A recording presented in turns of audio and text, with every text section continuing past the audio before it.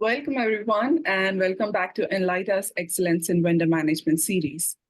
Today, we have with us Atul Vatsyayan. So, Atul has spent his last 25 years in IT in three key areas: IT ADM services, vendor advisory, and IT vendor management with Fortune 100 companies. His expertise lies in building IT delivery organizations, setting up contracts, optimizing vendor spend, and transforming global delivery.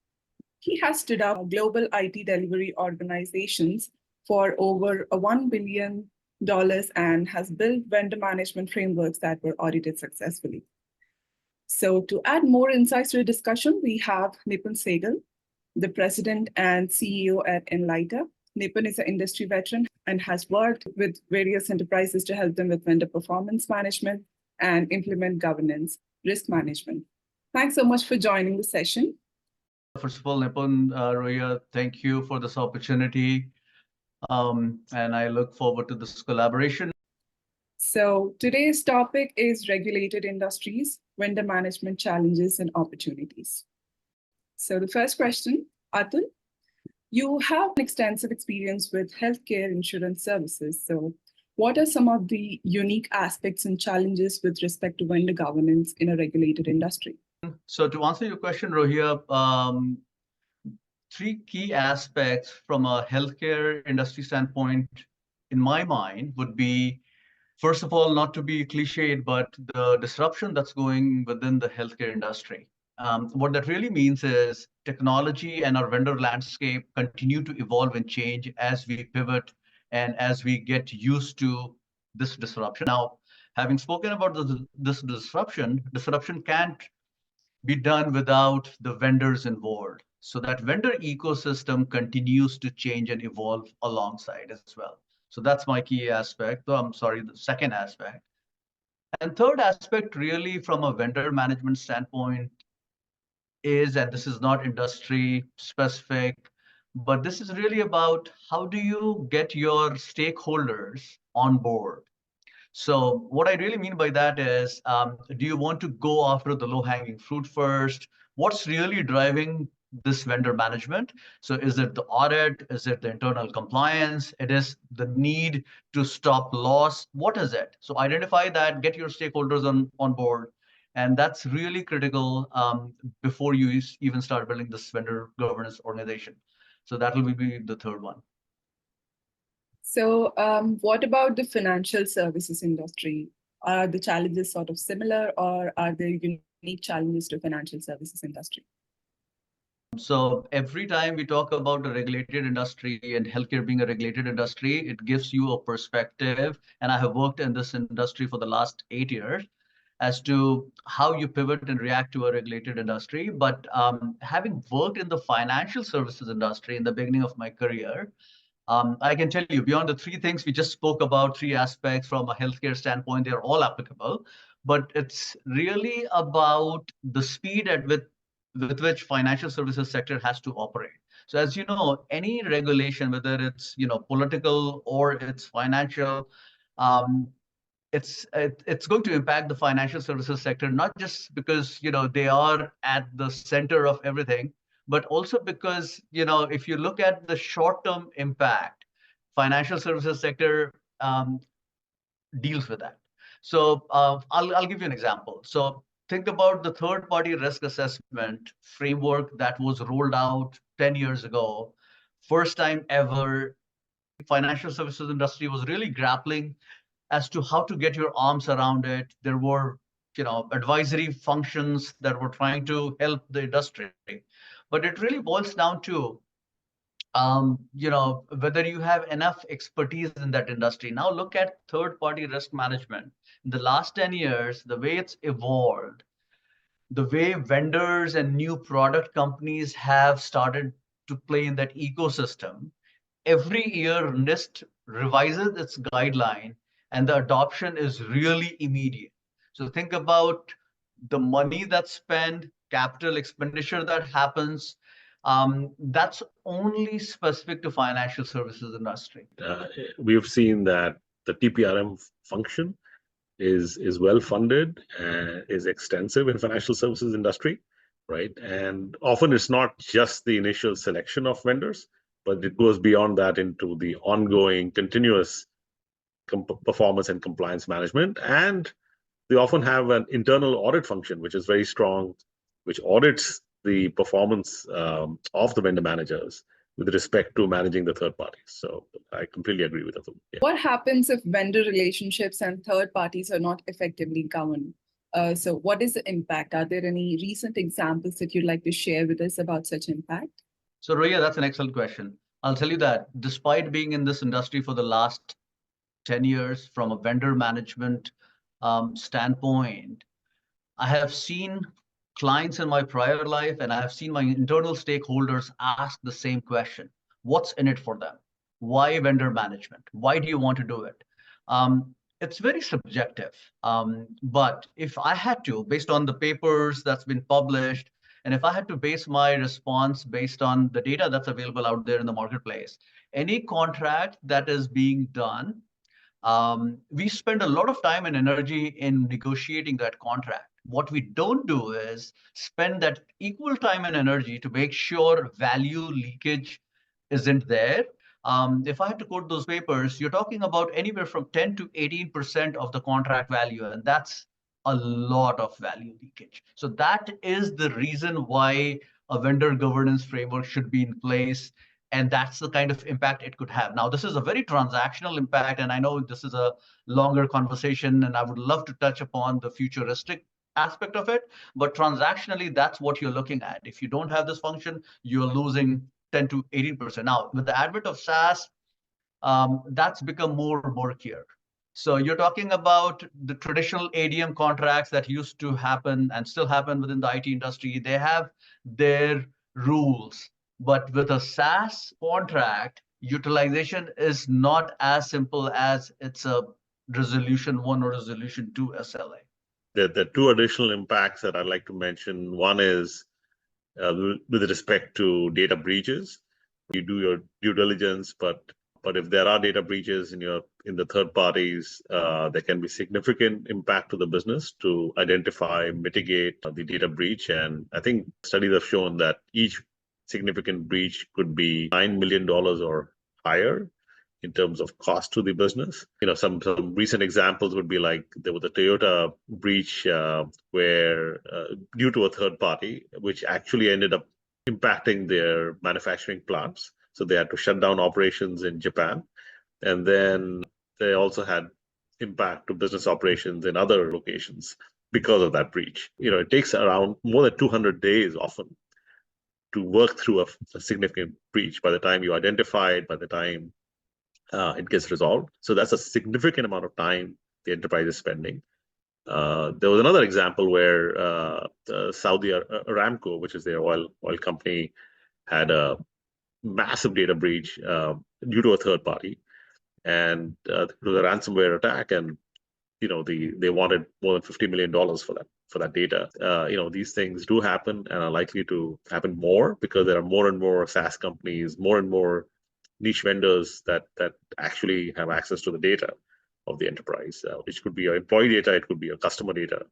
And then on the other side, obviously there is potentially significant impact due to a loss of your brand value, right? That can't be measured. I would say those are beyond the contract value leakage. Those are real, significant value impact items that you need to consider. Yeah. So what are the core technology capabilities that an effective VMO must have? Like, can you maybe share with us a few benefits of having these capabilities? Thanks, Rhea. And I might go back into my consulting days a little bit, but a framework is of paramount importance. More and more, I work within the healthcare industry, different companies, and talk to different subject matter experts. This still is not a science. It still is an art. So everyone's interpretation is what you'll see. So my suggestion and my way of doing things, and that's what I can tell you here, is to come up with a core set of catalog services and your outcomes that would be helpful to the organization. Every organization is different, which is why setting this catalog of services is of paramount importance. people still don't know what vendor management should do, whether it's a vendor risk function, whether it's a part of procurement function, whether it's an IT function, whether it's really an account payable function or an asset management function. So people have those questions. And what I suggest anyone who's talking about vendor management is to go form up a set of catalog of services. So that's basically what I recommend going in. Now, since you're talking about technology capability here, Rohia, the goal really is, when I talk about this framework, what's the goal? And then what can a technology capability get you and help you with that goal? The goal really is to bring your internal stakeholders. You're talking about everyone that I just named: asset management, sourcing, procurement, compliance, internal security, application security, and your vendors on the same page, on a same platform. If you could do that, you're really earning trust within your stakeholders. And I can't, emphasize enough, vendor management essentially is building that trust that's lacking within the industry between the contract owners and the contract providers. And I would say that from a technologist perspective, there are some core foundational, building blocks, right, for an effective vendor management system. And for example, Atul mentioned, the ability to capture vendor information and the products and services that they offer. Obviously, you need to have something like that enables a vendor portal so that the suppliers can come in and enter their own, self-update their own information. It need not be just about their own business. It could be also the sites that they're operating out of, subcontractors that they're using. There's often documents that they have to share. Ability to capture documents, right? Ability to easily tag them, search them. That's important. Security becomes very important because you have many vendors all operating in the same platform. You need the data to be isolated completely. So the ability to have a role-based platform that allows for that kind of segmentation of data and access is important. Atul mentioned transparency and efficiency. We think workflow capability is a core element of these platforms. So the ability to easily, start the work, maybe the vendor submits something, and then the clients review it or approve it, or vice versa. So the seamless ability to orchestrate the processes, whether it's human to human or system to human or system to system, the ability to communicate and collaborate within the platform, right? So that you don't start sending email messages and chat messages outside the platform. Everything is tracked in the system, so that later on, even if there is transition, so one vendor manager leaves and another joins, they have the full history of what was communicated, why the contract was written in a certain way. So the ability to understand what the clients want, right? What do they want today? What do they want tomorrow, right? What kind of skills are they looking for? What kind of capabilities are they looking for? What are their projects that are coming down? And then the ability to then, on the other side, work with the suppliers to gather the proposals and to select the right suppliers. So in some clients, vendor management does not get involved with this. The business directly deals with the vendors for such things. In many successful vendor management organizations, the VMO is actively involved in the process, right? And then of course there are lots of things the VMO has to do on an ongoing basis, and that integration is a key part of it, because obviously you have systems that are internal operational systems being used by the client organizations. There are systems that the vendors may be using. The ability to bring in data and then enable decision support, not just for the vendor management, but the broader business functions and the procurement organization, is also a key aspect of effective vendor management systems.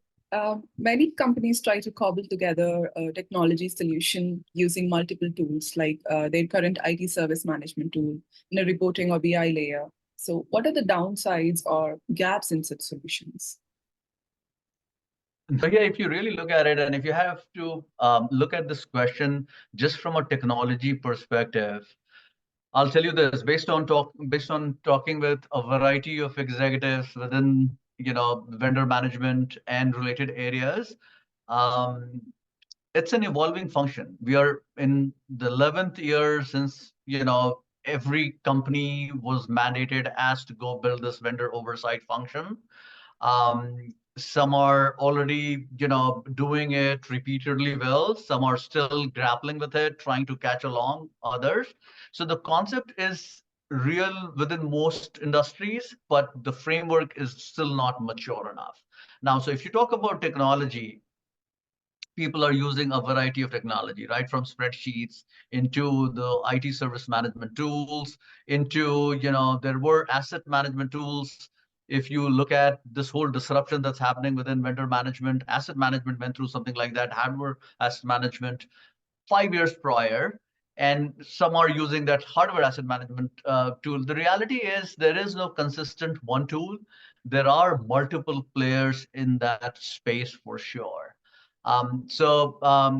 See, at the end of the day, you need to get started as a company, and the first step is crawl, walk, and run. The first step is to recognize the need. Not a lot of companies are at that point yet. Let's say if you have recognized the need, and if you're still, let's say, going with the BI reporting, or you're looking at a ServiceNow tool in terms of their tickets being reported, your SLAs and KPIs being reported, it's a good start.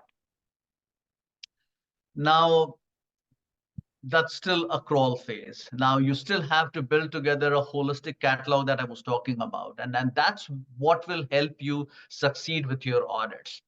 Unfortunately, getting started will not help you with your audits. And having gone through something like that in the past and successfully having dealt with it, I'll tell you, it's important to have a repeatable process.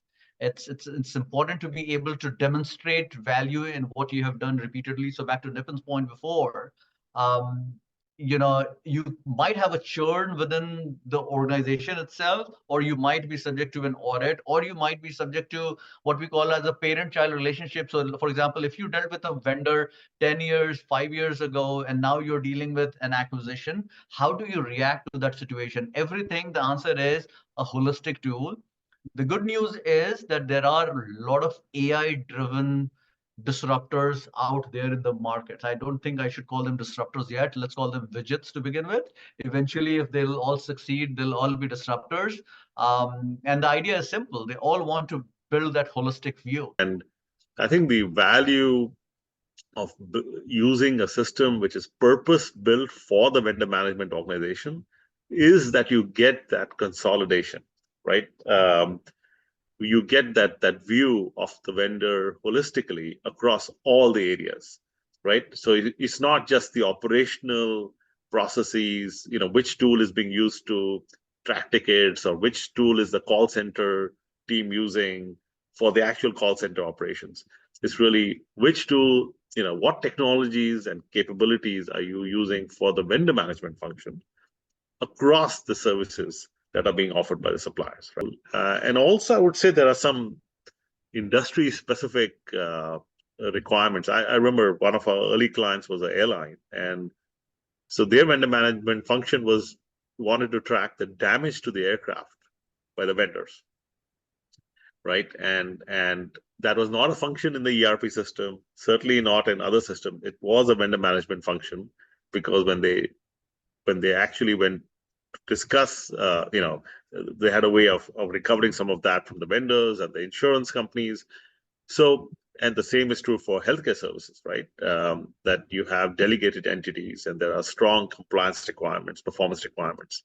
So you need systems that allow you to capture those requirements and then monitor the performance of your delegated entities to those requirements. So, should vendors and third parties also use client technology platform for vendor governance and compliance management? A big yes. And I think I spoke about building trust. I spoke about building a holistic framework. See, if you consider vendor management as a 3-pillar approach, your third pillar really are your vendors. And if the vendors don't see and are able to react based on a platform that you have built and have access to it, to a common set of data, they wouldn't be able to, first of all, react to a situation if it's a compliance situation or it's a, risk situation. So for example, if there is, we just heard about a couple of geopolitical issues, or we heard about, a bridge that was hit by a ship, or basically was broken. So any kind of I would say, external risk, until and unless there is a platform where the vendors are able to react and reach out to you proactively or reactively, that's where you want to be. So this is, to me, this is no brainer. And I think Nipun has spoken about a few aspects already. So whether it's a SOC compliance questionnaire, or whether it's about app security questionnaire, or it's about, your yearly attestation, it only helps, and it only helps create those repositories. um, the reality is we still don't have a consistent platform that's applicable within the industry, believe it or not. What we did a detailed study. We used to kind of look at vendor management teams and what do they do on a weekly basis, right? And we found that 60% or more of the vendor management time was spent on what we call mundane or tasks that could be automated, or which actually should have been performed by the supplier to start off with, right?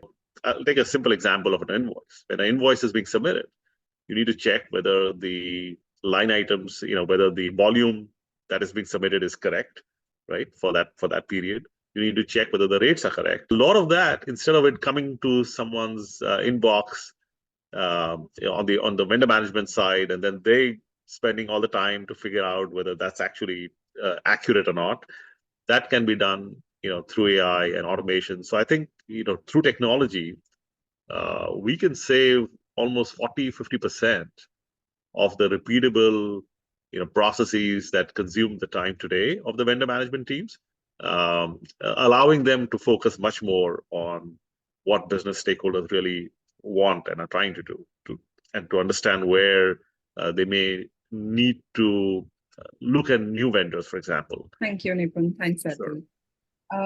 So how important is monitoring of compliance to contractual obligations and performance service levels? To me, that's your table stakes. Is that happening consistently across the board? Unfortunately, it's not. If you're not monitoring your contractual obligations or your performance service SLAs, the word really gets out that you are that client who really comes across as a stick master, but at the same time really does not follow through.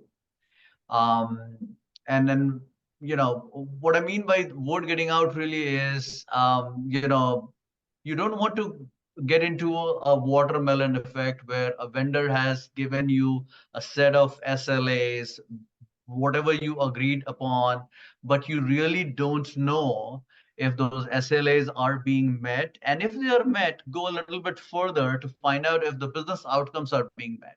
So I know we talk about SLAs from a very transactional standpoint, but SLAs also are a good gauge to understand if your outcomes are being met. So sure, resolution response time are great, but is that really getting you a good customer satisfaction? And then if we could find a way to, intertwine those two when we write up those contracts and then effectively monitor it, that's your win-win right there at a transactional level. Now, if you're able to do that, that's your table stakes. If you're able to do that, then only you build your conversation with your strategic vendor that Nipun was talking about. So where innovation is needed, how can KPIs or SLAs that foster innovation be defined? So I see this a little bit differently, as I said, and I think you might have heard me talk about it. So your SLAs and KPIs are a great way to make sure a vendor measurement and making sure they're being delivered is a great way to make sure there is no watermelon effect. What that really means is you brought this vendor in, you spend time and effort, and you're making sure they are delivering value. If they are, then you really want to talk about the next step, which is building that longer partnership, investing in your vision and mission, investing in the innovation conversation. Um, and trust is the underlying factor there. So you do your SLAs, KPIs, you signed up for it, you deliver it, you build trust, and that's when that innovation conversation starts. I don't see SLAs, KPIs directly linked to that innovation conversation, but yes, is that a starter? It is. For design and build kind of relationships where you're jointly trying to, do some digital innovation, maybe SLAs are not probably appropriate for that, right? Because it's but I think even in transactional services, so we've let's imagine a contact center where it's serving the internal employees and is responding to their questions, right? And you could have your initial SLAs, right, in terms of how the response and resolution, you can have those kind of SLAs. But if you think that over time the supplier should really innovate in that area, maybe should build a knowledge base, maybe should use AI, you can, even within those SLAs, you can build a performance adjustment factor, annual performance adjustment factor, maybe a 2% improvement in performance annually. Now, how does a supplier get there? Well, that's the supplier's innovation, right? The supplier has to bring either new technology, they have to invest in a knowledge base, they have to invest in AI.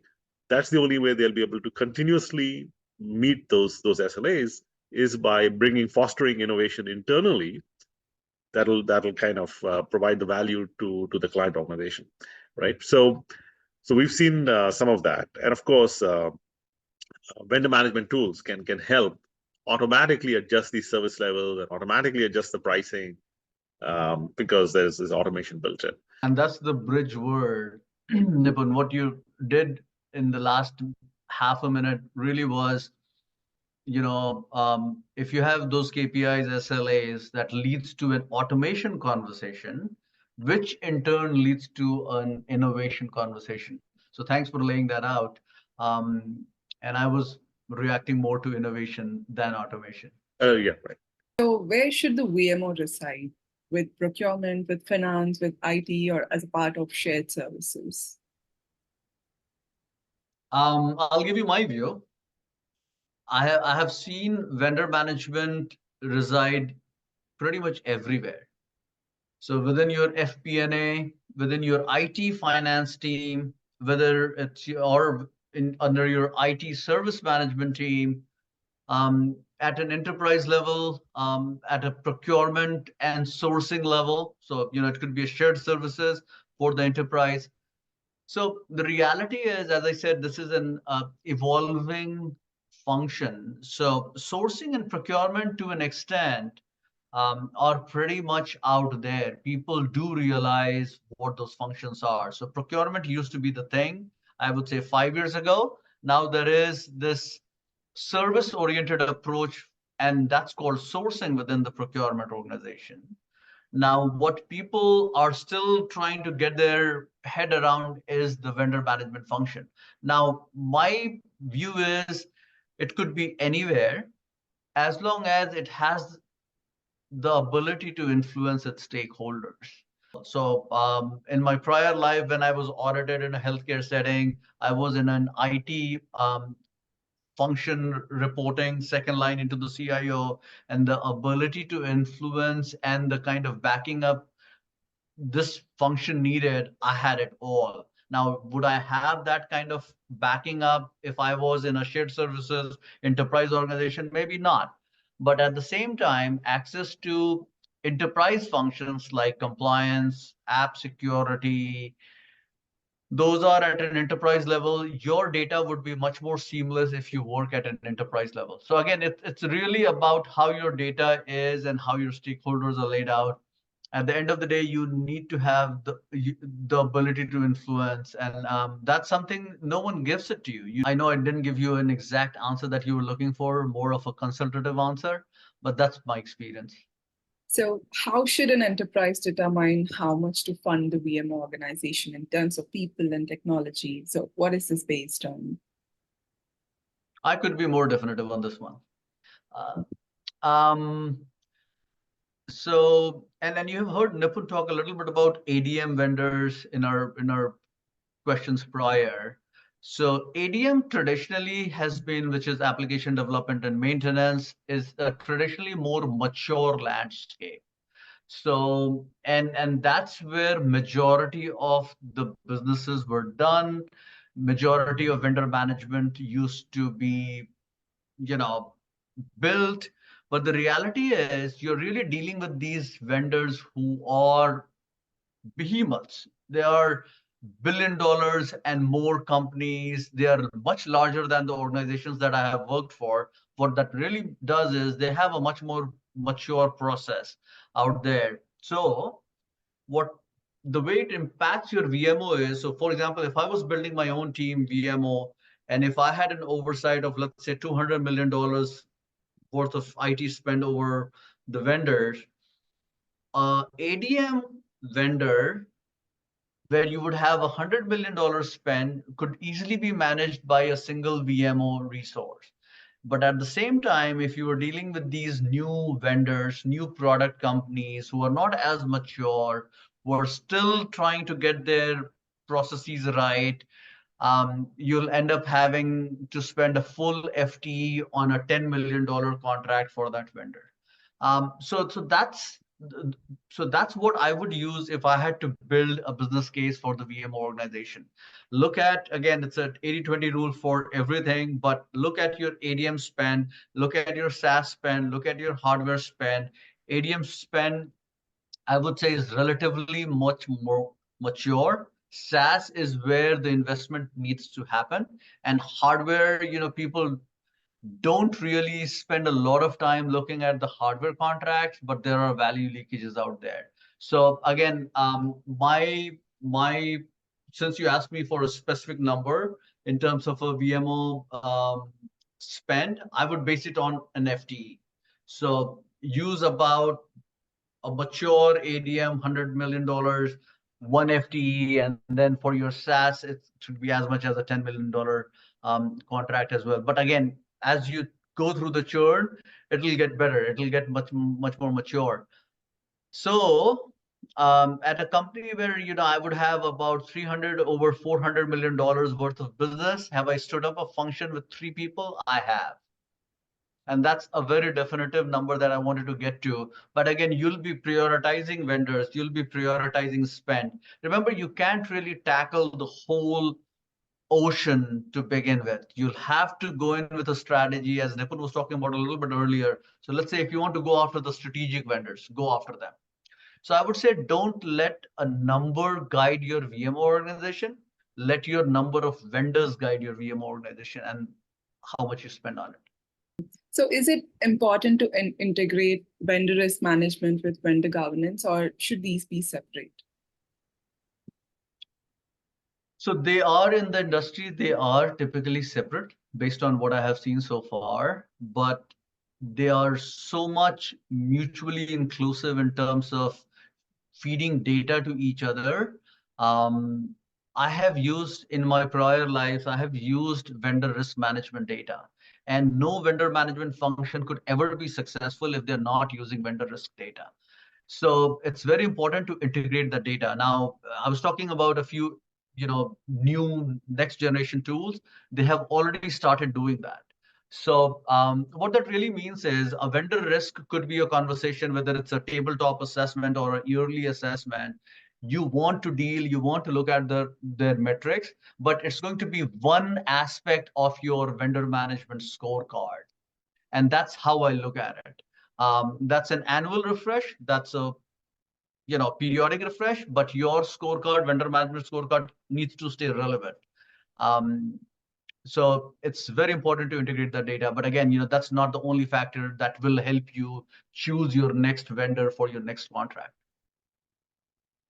Just to add to what Atul said, I think in financial services and certain industries, the third-party risk management is not just about the initial selection and contracting with the vendor. There is an ongoing monitoring aspect to it, and performance management, compliance management against the contracts is a core part of that risk management, right? So in just like the risk should be a part of the vendor management scorecard, is the reverse is true too. That is, the performance and compliance of the suppliers on an ongoing basis, that should reflect back to the changes at risk. So it's not just the initial risk assessment, but it's the residual risk, which is impacted based on what the vendor has actually been doing for you, right? What you assess, annually is a point of time assessment for a period, like let's say the past year, right? And what you do on an ongoing basis in vendor management, that's what is actually occurring at that point of time for that specific service and specific contract. So I think indeed, where companies have figured out how to integrate the two, there is a significant value add that they get from doing that. So Atul, you have extensive experience in providing technology solutions to enterprises. So looking at the future of strategic partnership management, so how do you see the role of AI and machine learning? So how do you think it will help? That question is upon everyone's mind, isn't it? So as you heard, Rohia, I was talking about how this is still an evolving concept, still in its nascent stages. It's not mature as a third-party risk management or a procurement function or an asset management function, even hardware asset management, actually, to be precise. So what that really does, it's actually, I would see this in a very encouraging way. So all the conversations we had so far around building a holistic platform, having vendors access to the set of, views that you want them to have access to, whether it's your, compliance or your SOC or your invoices. We still spend, unfortunately, a lot of time going through or setting the table as you talk about this particular function. AI and ML, so it's really going to help. So let's talk about the scorecard. It's really going to help with the low-hanging fruit. And the reason I tell you that is we spend a lot of time, we build communication plans to make sure vendor has their SLA KPIs reporting that's get vetted, that gets looked up in the ITSM system. There is a vendor view, there is a internal stakeholder view, and then you sort of bring that together. We spend a lot of time just having that table stake conversation that can easily be removed if AI was confirming data from the ITSM system, confirming the contract data, confirming the utilization. All you had to do was to get in and confirm if those data sets looked right to you or not. So that's the low-hanging fruit, and that will happen very quickly. And by the way, in fact, there was a proof of concept I was working on last year that's already in the works. So as soon as you write up those contracts, there is going to be not just the ability to drag and drop and write up a contract using the best clause and the best SLAs and the best sections that are applicable from a vendor risk standpoint, but ability to now use them from a utilization and monitoring standpoint, from a post-contract standpoint, and be able to report on it. I'm really encouraged and hopeful that AI will really change that basic conversation now, but that's only the crawl aspect of it. We spend a lot of time comparing trends, comparing scorecards.